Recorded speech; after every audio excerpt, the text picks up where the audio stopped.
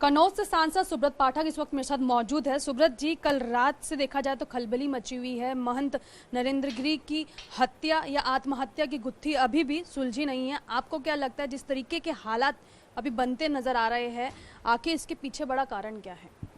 अब देखो, अब इसके पीछे क्या कारण है वो भी समझ में नहीं आ सकता, लेकिन जिस प्रकार की जो बातें आ रही हैं, मैं स्वयं अभी 2 दिन पहले 18 तारीख को एक प्रबुद्ध सम्मेलन के कार्यक्रम में मेरा प्रयाग जाना हुआ था और उस दिन मैं वहाँ पहुँचकर मैंने उनसे आशीर्वाद प्राप्त किया था। बड़े हनुमान जी के दर्शन भी किए थे, उन्होंने ही कराए थे। तो कुल मिलाकर काफ़ी देर मेरा वहाँ बैठना हुआ। तो जो उनके हाव भाव थे, जिस प्रकार से जो स्थिति, कहीं से नहीं लगता था वो किसी तरीके की परेशानी में रहे होंगे, कोई समस्या में रहे होंगे। तो इस प्रकार से ये आत्महत्या की गुत्थी तो वास्तव में थोड़ा समझ से परे है कि उन्होंने क्यों आत्महत्या की होगी।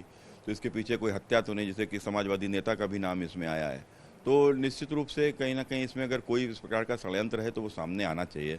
और ये हम पूरे समाज के लिए, एक हिंदू समाज के लिए एक बड़ा ही एक दुख भरा समय है। और इसमें जो भी दोषी है उसकी जांच हो, कार्रवाई हो। देखा जा रहा है कि जैसे ही जब पकड़ा गया आनंद गिरी को, उनके शिष्य है, तो कई बयान सामने आए हैं। मठ मंदिर संपत्ति को लेकर भी बातें निकल कर आई हैं। तो क्या लगता है कि एक कड़ी हत्या और आत्महत्या की गुत्थी का सबसे बड़ा कारण हो सकती है? देखिए, कुछ पीछे जरूर कोई गंभीर मामला तो रहा ही होगा। अगर इस प्रकार की कोई भी घटना घटी है तो यदि उनकी हत्या हुई है या उन्होंने आत्महत्या की है, जो भी कारण इसके पीछे रहा होगा, तो उसमें कम से कम गंभीर मामला जरूर ही रहा होगा। तो क्या है मामला, वो सबके सामने उजागर होना चाहिए। और कम से कम इसमें जो भी दोषी है, मैंने कहा कि इसमें जांच हो और जो भी दोषी है उनके ऊपर कार्रवाई हो। उनके एक शिष्य है जिनका बयान सामने आया है, क्योंकि 24 घंटे हो गए अभी गुत्थी लगातार उलझती जा रही है। उनका जिक्र उन्होंने किया है कि एक व्यक्ति उनसे मिलने आने वाले थे, लेकिन उन्होंने साफ तौर पर कह दिया कि कोई भी अंदर नहीं आएगा। लगता है कि कहीं ना कहीं कहानी वहीं से रची गई होगी।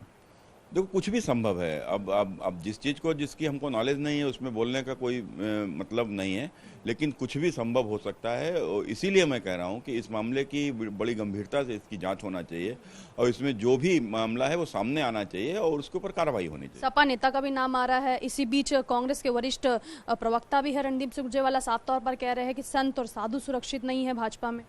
देखो, जिनको भगवा में कभी आतंकवाद दिखता था और जो लोग भगवा को ही आतंकवादी करार दे दिए थे, वो लोग इस प्रकार की बातें तो करेंगे ही करेंगे। लेकिन उत्तर प्रदेश में आम आदमी सुरक्षित है और इस प्रकार की यदि घटना घट भी जाती है, दुर्घटना घट भी जाती है, तो निश्चित रूप से उसके पीछे जो भी होगा उसके ऊपर कठोर कार्रवाई होगी और उनकी पीढ़ियों में भी कोई इस तरीके की घटना नहीं करेगा, ये तय बात है।